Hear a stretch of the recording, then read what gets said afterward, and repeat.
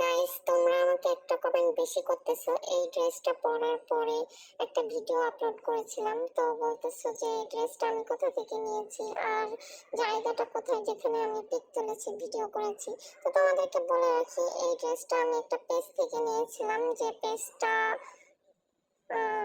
ফেসবুকে থাকে। যাই হোক, আর এটা আমি নিজের টাকায় কিনেছি, কারণ কেউ গিফট করার মতো নাই। আমি যখন ভিডিও দিতে যাই তখনই আশেপাশে সাউন্ড হয়। এনিওয়ে, আমি বাসায় বসে বসে ঘুমাচ্ছিলাম, সরি, শুয়ে শুয়ে ঘুমাচ্ছিলাম। তো বাড়িতে গেলে আমি শুধু ঘুমাই, বেড টের হই না।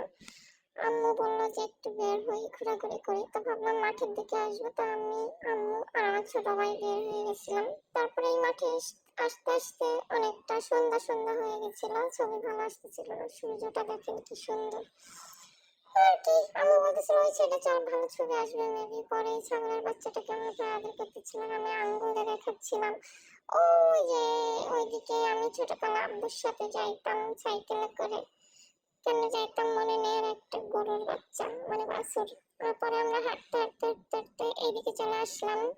তারপর এখানে সেলো মেশিন ছিল, এখানে একটা পুকুর শুকিয়ে গেছে, এখানে পানি দিচ্ছিল। পরে এখানে একটু ঘোরাঘুরি করলাম, এখানে একটু ভিডিও করছিলাম আর এইভাবে দেখাচ্ছিলাম আমার ভাইকে যে এভাবে এভাবে ধর। একটু ভালো ছবি আসে নাই, পারেও নাই। পরে আমরা একটা সেলফি নিচ্ছিলাম, সেলফিটা ভালো আসতেছিল। আর এখানে একটা ভিডিও করতে গেছিলাম, ওই বলদটা এসে পা ধুচ্ছিল। পরে আমরা খুনসুটি করতে করতে বাড়ির দিকে রওনা দিচ্ছিলাম।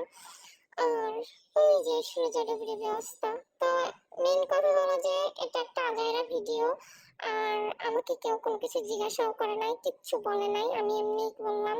যাই হোক, আজকের ভিডিও পর্যন্ত। টাটা। আজাইরা ভিডিওতে সবাই টাইম দেওয়ার জন্য অনেক অনেক ধন্যবাদ।